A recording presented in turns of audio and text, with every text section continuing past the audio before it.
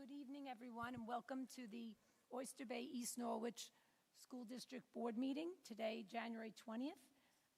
I'd ask everyone to please rise for the Pledge of Allegiance. I pledge allegiance to the flag of the United States of America and to the republic for which it stands, one nation, under God, indivisible, with liberty and justice for all. Thank you.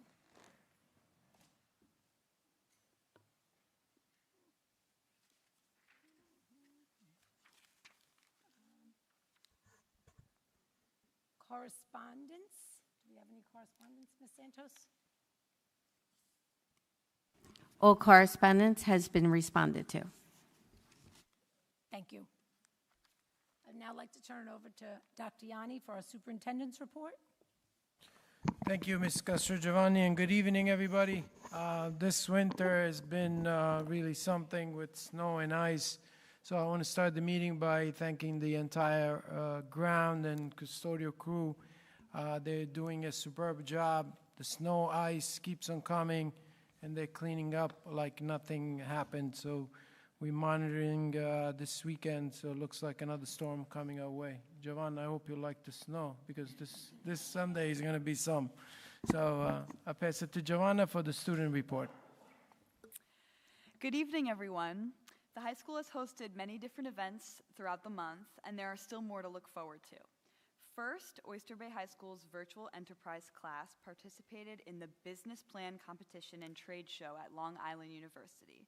Students visited various booths from other schools to network and won silver for the New York State Regional Trade Show booth design. Congratulations to the entire class. Furthermore, 34 of our OB students have been participating in rehearsals and performances throughout the week for the All-County Music Festival. We are proud of the hard work and dedication of these talented students. Along with these exciting performances, senior days for athletics have been occurring over the past few months. Last week, the bowling team held its senior day, and the wrestling team recently held theirs as well. I would also like to remind everyone that midterms and Regions Week are currently underway. While our high school students are taking exams, 7th and 8th graders are going on a field trip to the Cradle of Aviation, a museum of aviation and space travel. Marking period 2 will end this Friday after midterm week is completed, and the third quarter will begin on Monday, 1/26. The high school has many events planned for the third marking period. First, we will be holding our 7th grade family night on the first day of the new quarter. On 1/28, the high school will be holding a junior college night to inform the rising seniors of the processes they will take part in to prepare for college applications. Finally, on January 30th, the wind ensemble, jazz band, and chamber singers will perform at our second winter concert. All are welcome to attend and support these wonderful events. This is all the news I have for this evening, and I hope everybody has a wonderful night. Thank you. Giovanna, thank you so much for your report. The high school was very excited to welcome back 10 members of our last graduating class. They came for Alumni Day. Alumni Day has been a tradition here at Oyster Bay, where students that just graduated come back and they share their experiences that they had during the first semester in a College 101 classes that we have to prepare students for the college application and going to college. So it was a wonderful day, and it was nice to see the seniors coming back, and very, very proud of them. So thank you for coming back. The Oyster Bay High School proudly marked its first participation in the New York State Theater Educators Association High School Theater Conference at Villa Roma Resort in the Catskills. 12 students attended a 3-day event, joining almost 900 students from across the New York State, and they were part of special events, workshops, and different disciplines that they had, theater disciplines, and they participated and they had a wonderful time. Our theater program is doing very well, and I'm sure that now with this experience they're going to do even better. Just like to give the community a quick follow-up from last meeting, one of them was the parking lot situation at Roosevelt, the town parking lot and the plowing there. So one of the accommodation that we have made is to open the basketball courts. So in the morning, if the parking lot is not clear or is not clean and there is ice, we allow the parents to park in the basketball courts so they can drop off the students, and that would alleviate some of the parking issues that were brought up last time. In the afternoon, we're going to continue to monitor the situation. So today, the parking lot was clear, so we opened the gate at the South Street, but we will continue to monitor and make sure that there will be no issues. The other question that I received was about the calendar for the 26-27 school year. 26-27 school year is sort of a different, unusual, little bit unusual calendar. Labor Day, it will come around September 7th, so it's kind of late. So what we are doing right now, I'm looking at all the surrounding districts. I want to make sure that our calendar is in line with the other district because we have staff and we have other people traveling. And so Labor Day, September 7th, most likely the school will start before that, but we're presenting at probably the next meeting or the following one. And the other thing that is different about this calendar is that Easter and Passover do not come at the same time. So there is a little bit of gap in between. So we'll keep you posted. I know a lot of people are making plans for the vacation for the 26-27 school year. So we're trying to create a calendar that is consistent with the other district, just so everybody's online. So at this time, it gives me tremendous pleasure to invite to the podium Ms. Argaman, the principal at the high school, to present to the community the valedictorian and salutatorian of the class 2025.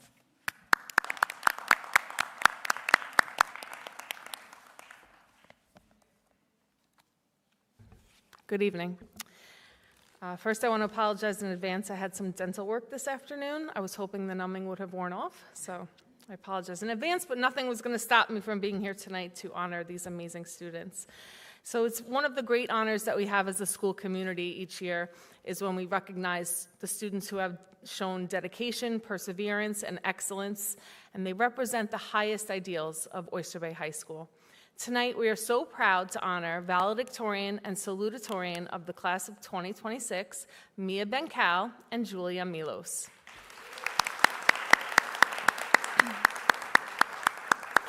Through years of hard work, intellectual curiosity, and in personal integrity, these students have distinguished themselves not only through academic achievement, but through character, leadership, and service to others. It is with great pride that I recognize Mia Bencal, the valedictorian of the class of 2026, first. Mia is a student who leads by example. She brings a positive energy and a sense of purpose into every space she enters. Whether in the classroom or working alongside her peers, Mia is grounded, respectful, and deeply aware of the importance of collaboration and human connection. Her emotional intelligence and self-regulation allow her to remain clear-minded under pressure, while her humility and kindness make her a natural and trusted leader. Academically, Mia is driven by genuine intellectual curiosity and intrinsic motivation. She consistently challenges herself with the most rigorous coursework available. Teachers describe her as exceptionally well-prepared, diligent, and reflective, someone who seeks feedback, asks thoughtful questions, and takes ownership of her growth. Her passion for science is evident in both her classroom engagement and her leadership as the president of Science Olympiad, as well as her active participation in advanced lab work and problem solving. Beyond the classroom, Mia exemplifies leadership through action and service.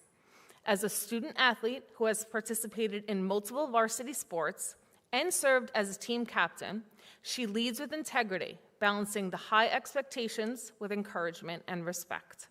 Her teammates listen because she models the behaviors that she hopes to see in others. In addition, Mia gives back through her involvement in athletes helping athletes, where she mentors younger students and promotes good decision-making, sportsmanship, and character. She is also a musician, performing in both the jazz bands and the pit bands, and a leader within our school community as editor of the Harbor Voice. Mia Bencal is not only an exceptional scholar, leader, and athlete, but a genuinely good person. She represents the values we hope to instill in all of our students: kindness, curiosity, integrity, and a commitment to supporting others. We are incredibly proud to honor her tonight and look forward to all that she will accomplish as she continues her journey beyond Oyster Bay High School. Congratulations, Mia. Come on up.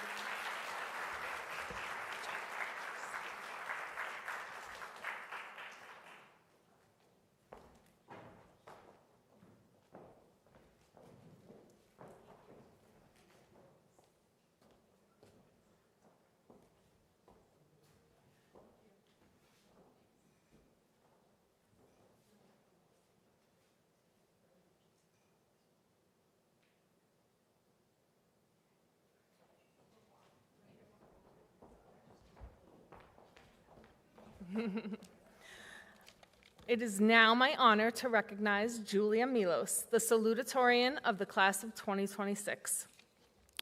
Julia is a student whose excellence is both unmistakable and deeply rooted. She has distinguished herself through intellectual rigor, quiet confidence, and a remarkable breadth of talent. She consistently pursued and mastered the most challenging coursework available, earning top marks across various disciplines. Her academic accomplishments, including being named a National Merit Commended Student, speak to a mind that is analytical, precise, and deeply curious. What makes Julia truly exceptional, however, is not simply how much she achieves, but how thoughtful she engages with learning. She has a genuine passion for mathematics, statistics, and problem solving, and she approaches complex challenges with focus, persistence, and creativity. Her interest in actuarial science is rare at the high school level, but entirely fitting for a student who thrives on logical reasoning, data analysis, and real-world applications. Julia seeks out opportunities to stretch herself intellectually, even when those opportunities push her beyond her comfort zone. Equally impressive is Julia's ability to balance her academic strengths with creative expression and leadership. She is a published poet, an award-winning artist, a performer in our school musical, and a leader who commits fully to every endeavor she undertakes. Whether serving as president of the National English Honor Society, contributing to theater productions, or rising to the captain of the varsity sailing team, Julia leads not by seeking recognition, but by investing in others and modeling excellence. Julia Milos represents the very best of Oyster Bay High School. She is intellectually fearless, creatively gifted, and guided by a strong moral compass. Her ability to think deeply, lead thoughtfully, and act with kindness will serve her well as she continues her academic journey and beyond. We are incredibly proud to honor her tonight and look forward to watching her make a meaningful impact on the world. Congratulations, Julia.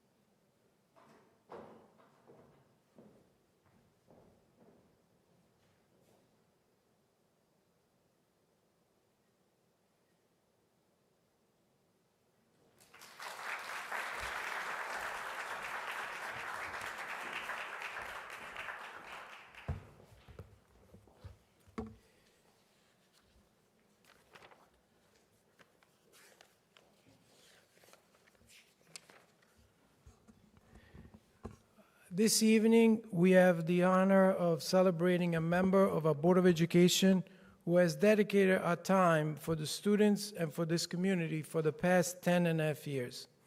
It has been a distinct honor and privilege to work alongside Ms. Kowalski, which is here tonight, with her husband Keith, during my first 5 years of the Oyster Bay East Norwich Central School District.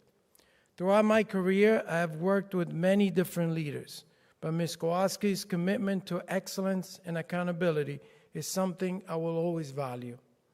While the progress of this district can be measured by data-driven reports and milestones, the true transformation within our schools is rooted in our ability to work in harmony with the entire board.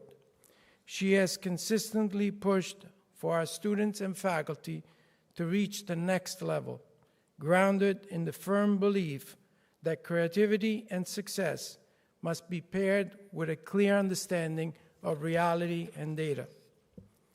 As president of the board for many years, together with the board, she successfully endorsed new initiatives that directly benefited our students, navigating the complexity of the tax cap and other significant stringent budget restrictions. By moving above the administrative minutiae, she remained focused on what truly matters, ensuring every student had the opportunity to achieve greatness and hopefully one day have the ability to change the world.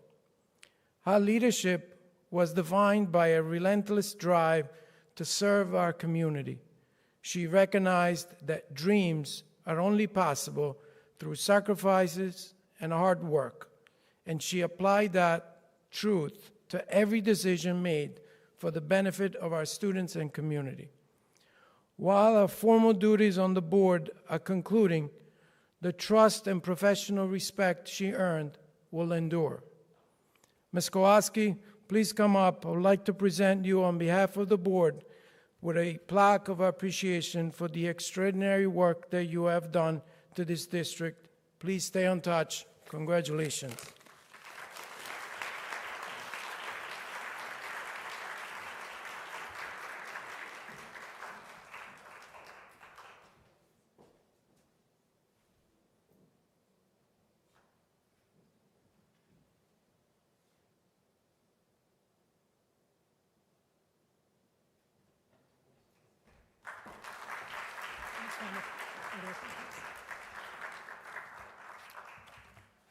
On behalf of the Board of Education, we would like to thank Ms. Kowalski for her many, many years of service with us. Her dedication to our students and our community inspired many of us to decide to run for the board. So we commit to you, Ms. Kowalski, that we will keep up what you have started on the Board of Education. Thank you.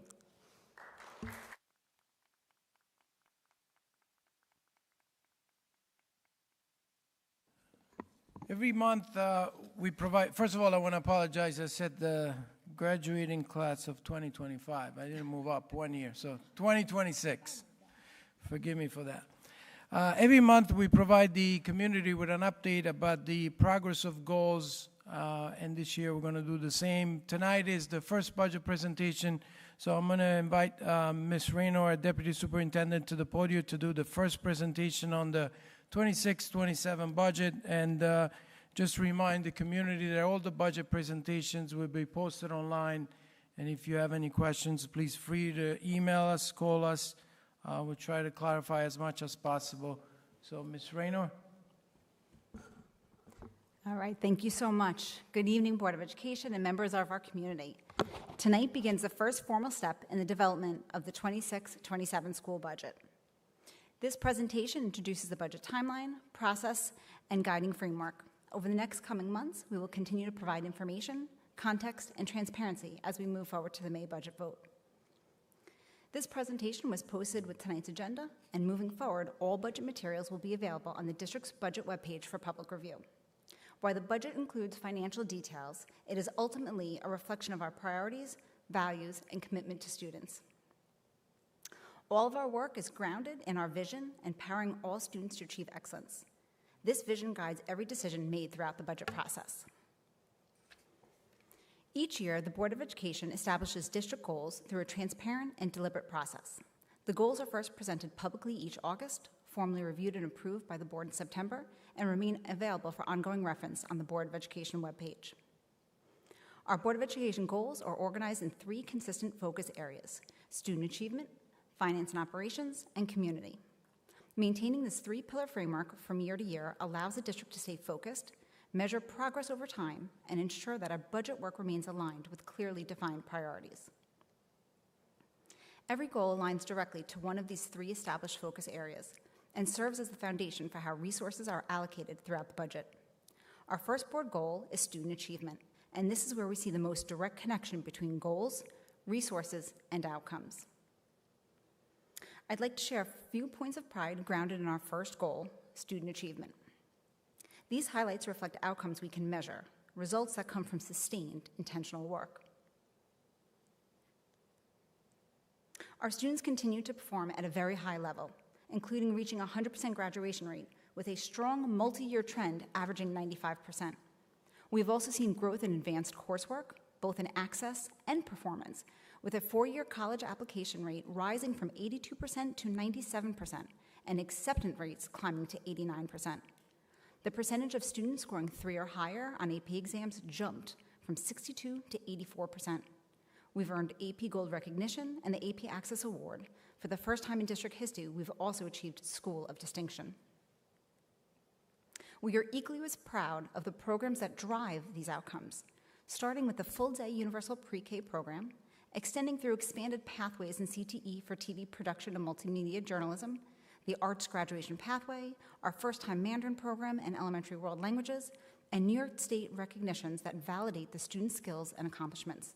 These are the kind of investments that shape our students' trajectory over time. As we look at our finance and operations, it is important to recognize that academic success is only sustainable when it is supported by strong systems and disciplined stewardship behind the scenes.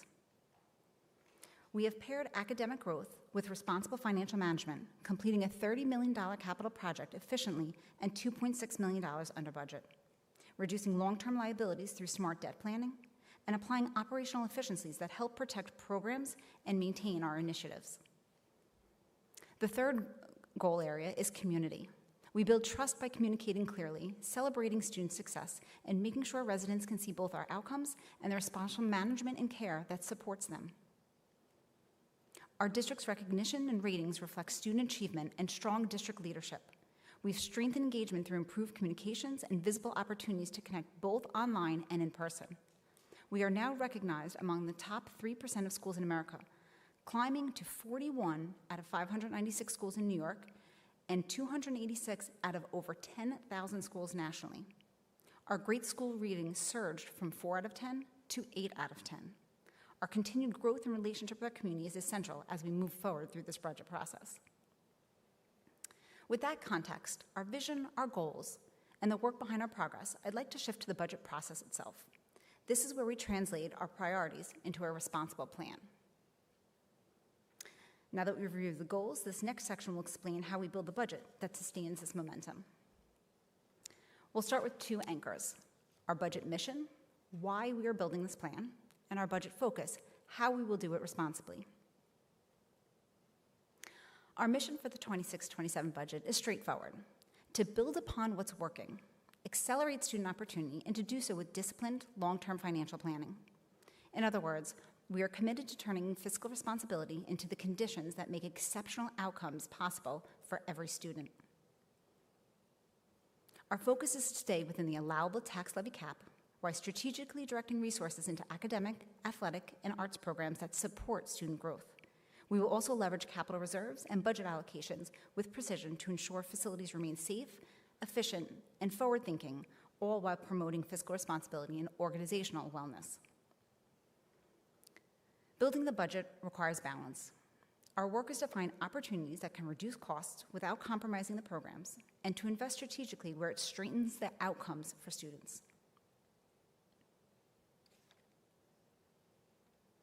At its core, building the budget is simple. Revenue must equal expenses.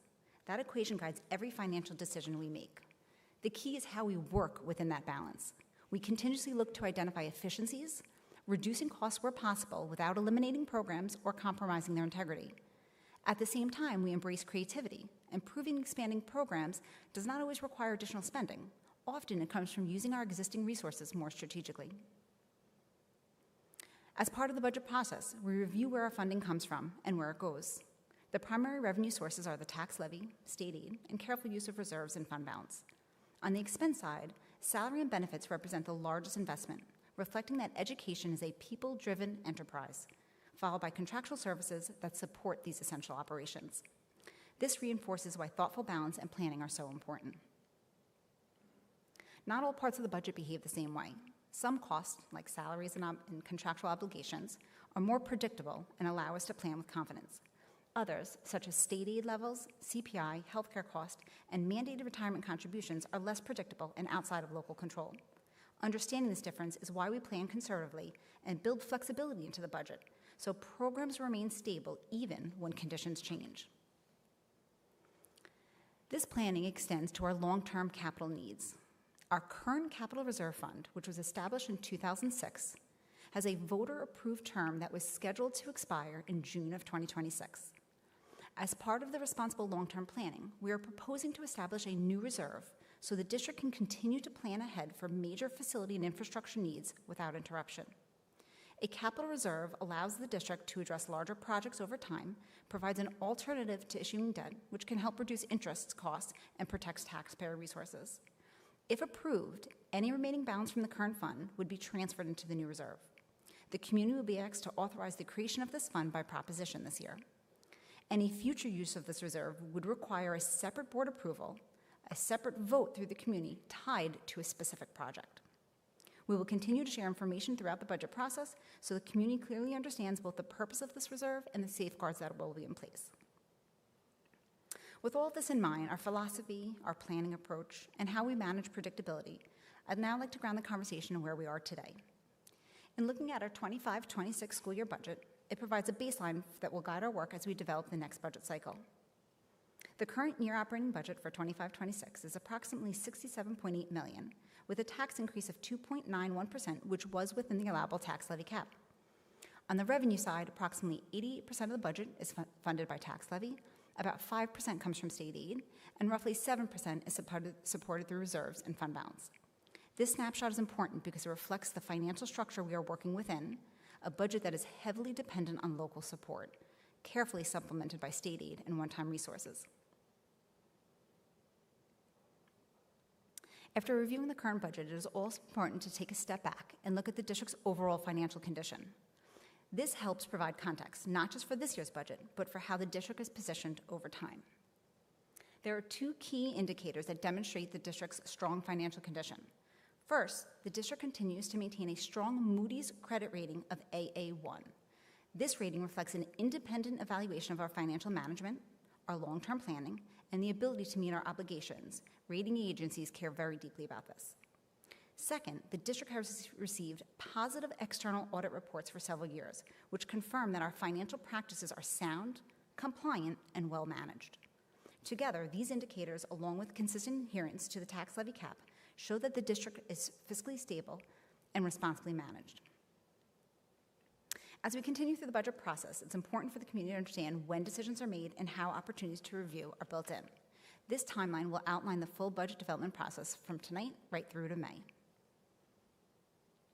Tonight's presentation was the first of several for the board and the community to review this budget information. Additional budget presentations will take place on February 24th and March 24th, allowing us to continue to build upon understanding and transparency. The board will consider the budget adoption on April 21st, following the full review of budget information.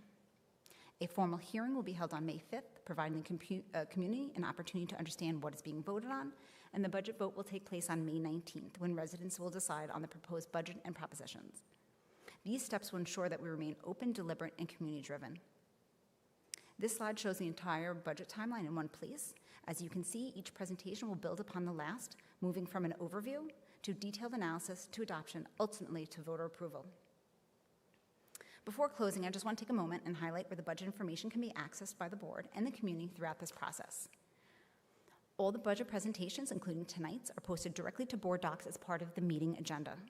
This ensures that the meeting materials are publicly available prior to the board meeting for both those in attendance and those watching from home. Future budget presentations will continue to be posted here as we move throughout the process.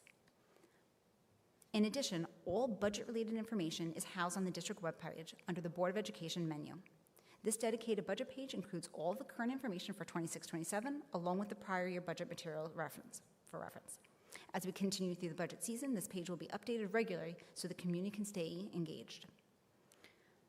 In closing, we are preparing for a budget that reflects thoughtful alignment between our vision, our goals, and the resources entrusted to us. We look forward to continuing this work collaboratively with the Board of Education and our community throughout the process. Thank you for your time. Thank you, Ms. Rayner. Do any of the board members have any questions or comments for Ms. Rayner? No? Thank you very much. Thank you.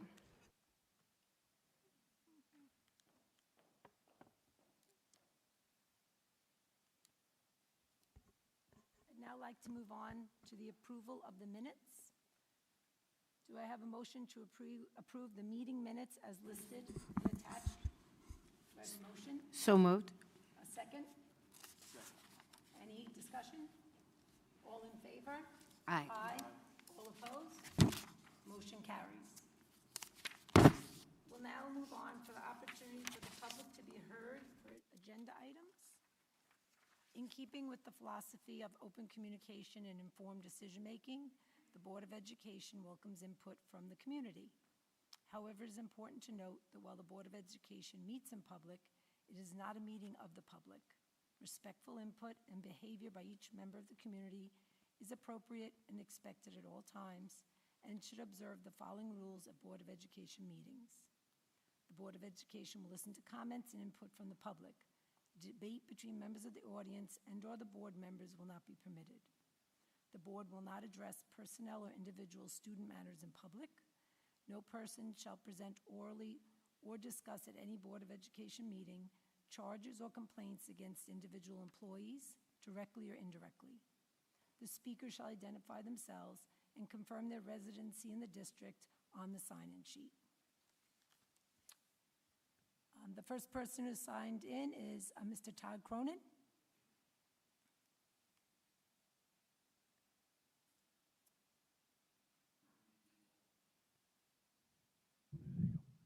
First, I'd like to just start off with thanking Ms. Kowalski.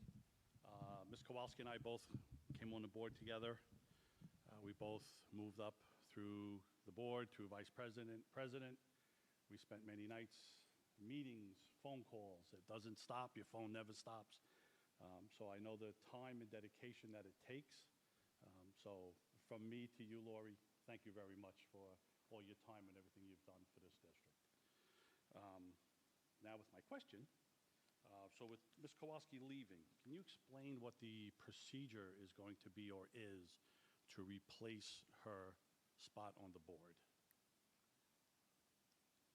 So as we have our legal counsel here tonight, Ms. Sadowski, would you be kind enough to explain to the Board of Education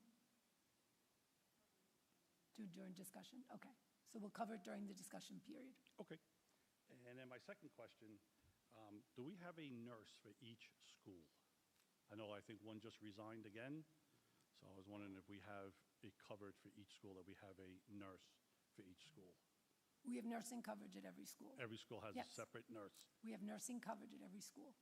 Yep. So we have a nurse for, each school has a separate, not They- one it- going from Vernon to the high school or If you would back like, and Mr. forth. Cronin, I appreciate your comment, and we will then respond to you via email or at the next meeting. But we have nursing coverage at each school. Oh, gee, Thank thanks. you. Okay. Ms. Anne Marie Longo?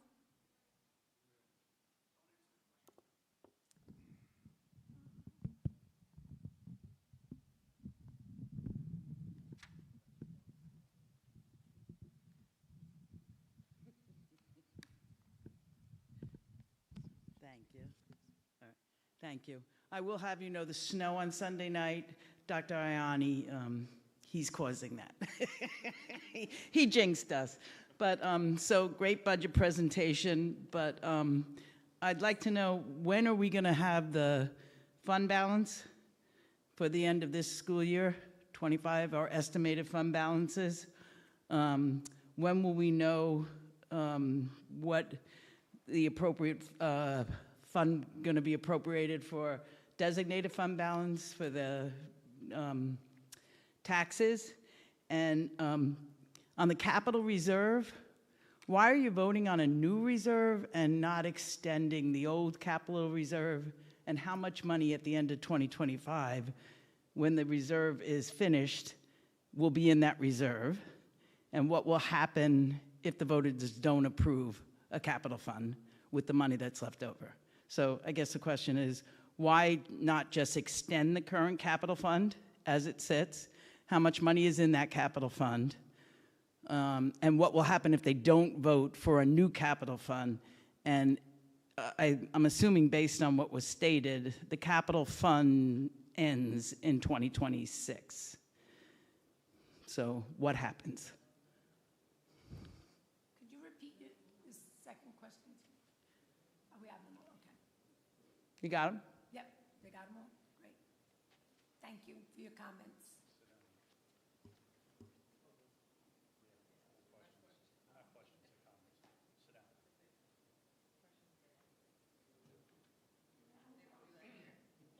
Sorry.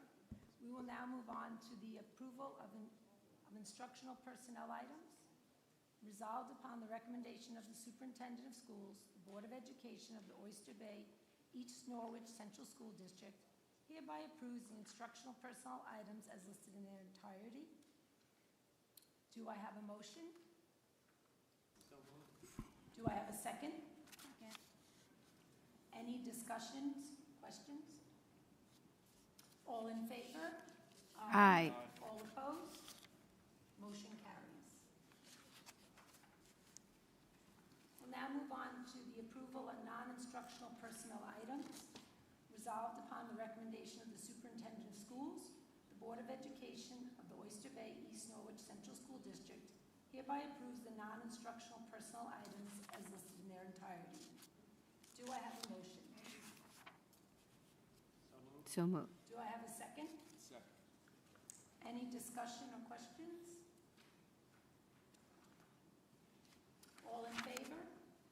Aye. All opposed? Motion carries. Approval of business items. Resolved upon the recommendation of the Superintendent of Schools, the Board of Education of the Oyster Bay East Norwich Central School District hereby approves the business items as listed in their entirety. Do I have a motion? So moved. Do I have a second? Second. Any discussion, questions? All in favor? Aye. All opposed? Motion carries. We'll now move on to the approval of special services. Resolved upon the recommendations of the Superintendent of Schools, the Board of Education of the Oyster Bay East Norwich Central School District hereby approves the special services resolution as listed in their entirety. Do I have a motion? So moved. Do I have a second? Second. Any discussion? All in favor? Aye. Aye. All opposed? Motion carries. Approval of new business resolutions. Resolved upon the recommendation of the Superintendent of Schools, the Board of Education of the Oyster Bay East Norwich Central School District hereby approves the new business resolutions as listed in their entirety. Do I have a motion? So moved. Do I have a second? Second. Any discussion? All in favor? Aye. All opposed? Motion carries.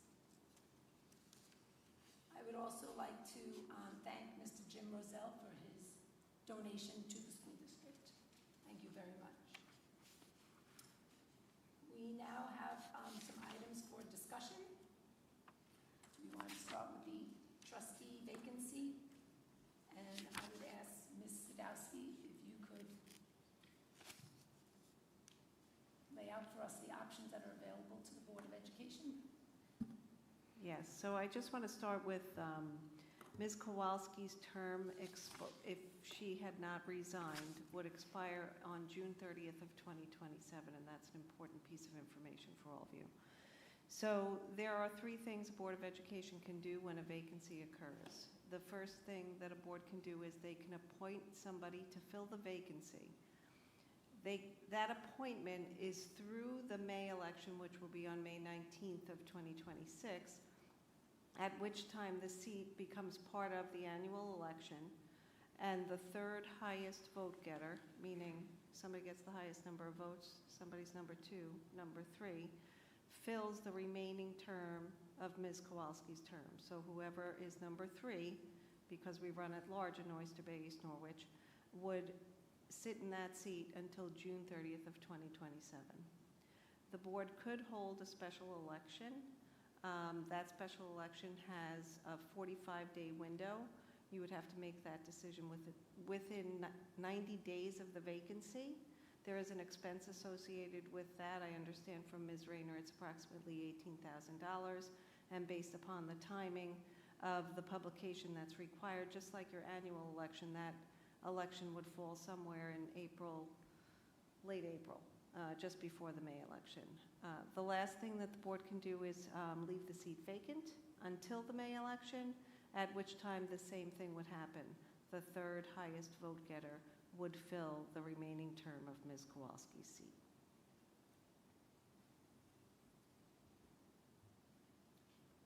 Do any trustees have any questions? So if a special election was held, it would be held presumably sometime in April, and then we would have our regular budget vote and our regular trustee vote within a month of that special election, approximately? Based upon the timing and how, because remember you have to publish notice in the paper of the special election, I would estimate it would be about April at the earliest. Thank you. Ms. Sadowski, if we had decided to appoint someone, is there an interview process that's required to go through? That's up to the board to decide. We have had some school districts that do use that process.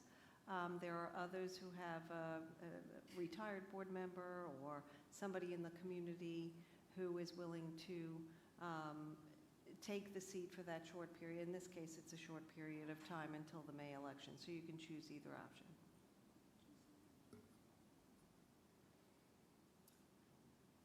Do we need to have a resolution once we've made a decision? A resolution on an agenda? You would have to have a resolution if you were to appoint somebody or if you were to call for a special election. Any other questions? Thank you. No, thank you. Well, okay, so the special election will fill the seat through when? Through June 30th of 2027. Of 27. So a special election will fill that seat through the end. If we appoint someone, it's only through the end of this year. If we hold Until May. until May, right? Okay. All right. And if it remains vacant, it is until May. Okay. And just as a reminder, the board did have a resignation a number of years ago and was faced with the same issue, just for historical reference purposes. And did the board hold a special election at that time? That board decided to keep the seat vacant until the May election. Thank you. Any additional questions? Thank you, Ms. Sadowski. I appreciate it. We also have on our items for discussion regionalization. And I would just like to confirm with the board, we had taken action in December of 2024, January of 2025, passed by resolution that we as a district and as the Board of Education had determined to opt out of any regionalization. Would just like to reconfirm or have a discussion with the board on your feelings regarding regionalization or your stand on it. So when regionalization was first presented to the board, we viewed, I guess, the purpose of it was for shared resources and services, but we felt that, one of the things that our community likes the most is the local nature of the education that they receive, and that we opted out of regionalization, just as a refresher for the board. And we are taking an action again, if we agree, to opt out of regionalization. So I agree to opt out of regionalization. I agree. Opt out. And just to add what you said, that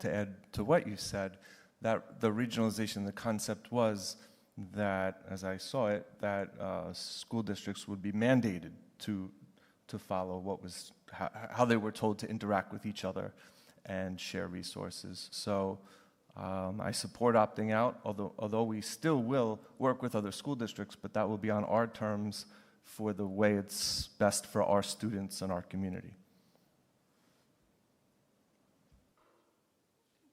Thank you all. We'll now move on to the opportunity for the public to be heard for non-agenda items. Ms. Anne-Marie Longo signed in.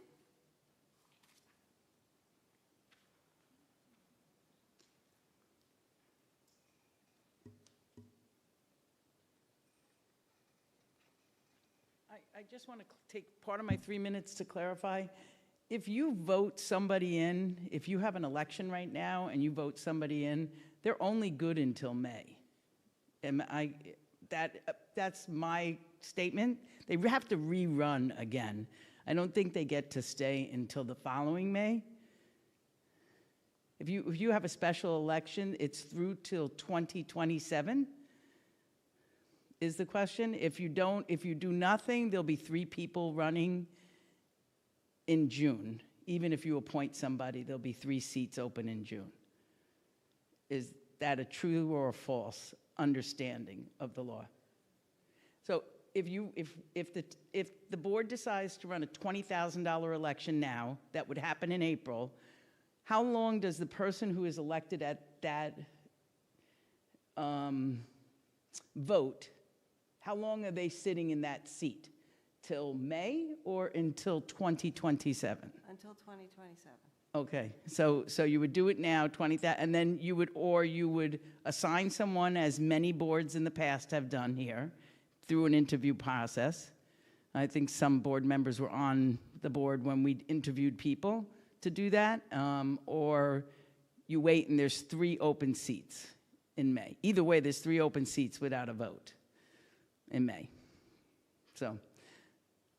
Another thing, so all I'm asking is that it appears that you're going to continue with universal pre-K for everyone eligible in the district for 2026, 2027. There is an inherent issue down there with children being dropped off and picked up at school. The parking lots, whatever.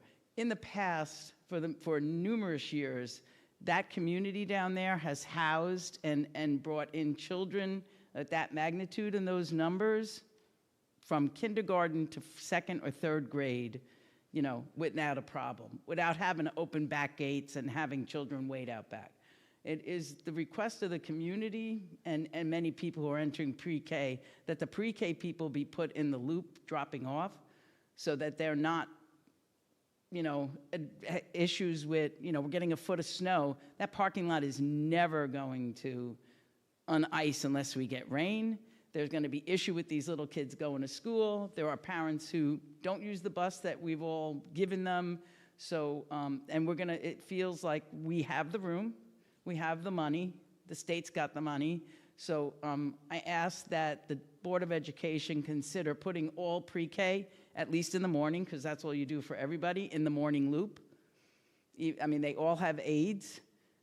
It solves a lot of issues, and it isn't a lot more children because there's only 80 children in that cohort, and in the entire school, there's not a lot of children. So that's the request. Thank you for your comment. Ms. Castro-Giovanni. Can I just ask a question? I didn't sign in.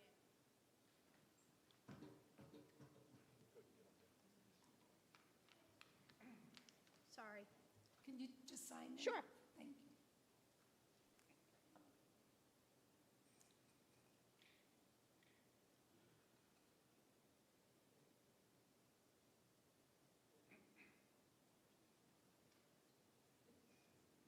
Hi.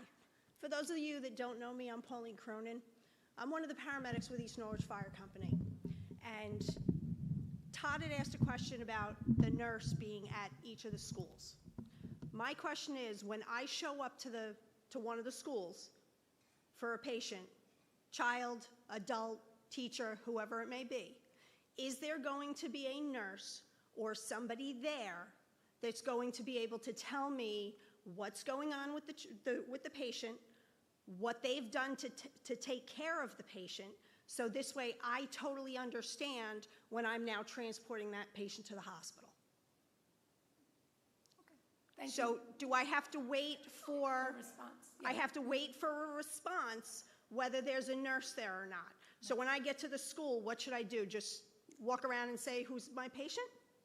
No, Dr. Yanni. Or am I going to get, an an email? We'll respond to you and the public, yes, we will. Can I have an answer now? No, we will respond I to think you. this is a very important information for everybody here to know whether or not there is a nurse that is going to be taking care of their child. Thank you, Ms. Cronin. We will respond to you and to the community. Thank you. Okay, I'll wait for an email. Thank God.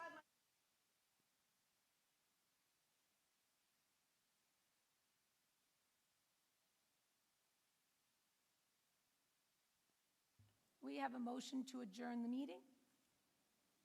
So moved. And a second? Second. Thank you all. Have a good evening.